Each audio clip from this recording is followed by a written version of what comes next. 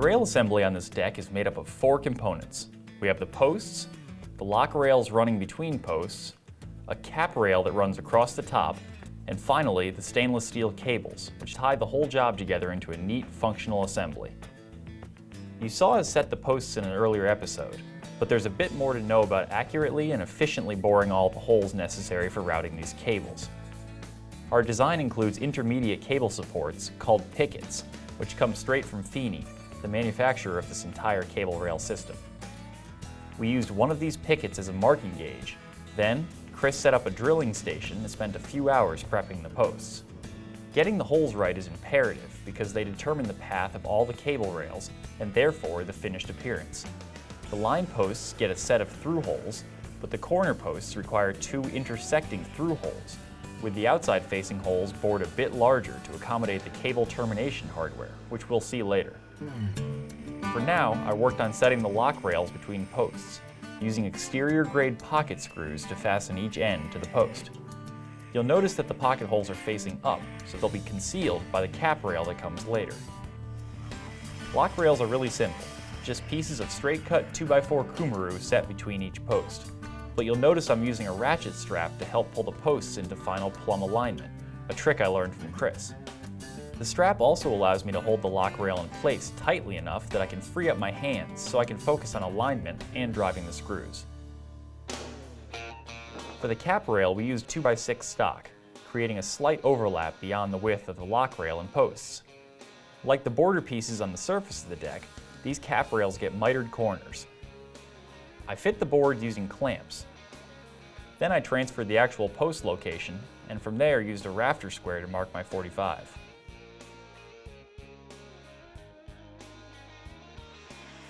I used a router to round over the butt end that terminates at the house because that won't be accessible after installation. Then it was another round of cutting, tweaking, and perfecting the miter joints. With the board dry fit, I was set to start fitting the adjoining piece. Quick clamps are key here. You don't want to fasten either piece until you're sure that both are coming together nicely at the miter. The adjoining piece starts with a 45-degree angle on one end, and the opposite end left long. After making sure the position of the board was correct by measuring my overhangs, I got to work on the miter. By holding a scrap of wood to the outside edge of my first miter, I can mark the mirror image of that miter on the adjoining piece. Then I head to the miter saw and adjust the blade to match my scribed line. Once dialed in, I make the cut and test the fit. If I'm satisfied, I mark and cut the butt end and route the corners. Again, don't forget to hit the miters with your wax emulsion. I fit the board using clamps, line up the miter, and then use my pocket hole clamp to flush up the 2 cap rails for fastening. Like on the border decking, I use a counter board bit so I can plug the holes later. If your rails have butt joints, you can follow the same procedure of test fitting and layout to get all the pieces right. Then just turn the boards over and use pocket screws to fasten them together so they can be installed as one piece. Once all the joints were secured, I added screws from below, driving up through the lock rail and into the cap, pulling everything tight. The aluminum pickets that come with this Feeney CableRail system need to be cut to length. To do this, Chris holds one in place against an installed post, using a rafter square to line up the holes. Then he marks the length and cuts each piece of aluminum on the miter saw before attaching the flange that will secure it in place. On this deck, we're installing one picket between each rail post. Chris simply centers them, drills the holes, and anchors them in place with the screws provided by the manufacturer.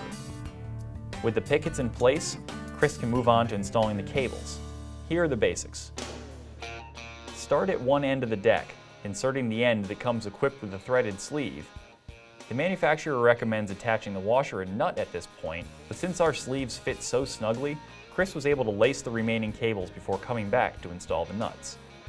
Threading the cables is a simple process of pulling the cable from the terminal end, through the pickets and post, and through the corner post, where they slide through a quick connect fitting that recesses into the slightly larger holes that I mentioned earlier. The hardware really couldn't be any simpler. You pull the slack and the fitting holds it tight, allowing you to remove most of the slack from the cable before you move on to final tightening. With the slack taken up, Go back to the terminal ends to fully tension the cables.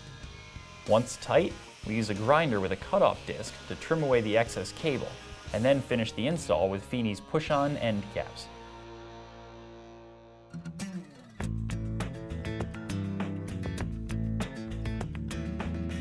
Chris, this is hands down the nicest deck that I've ever helped build. I agree, I love it.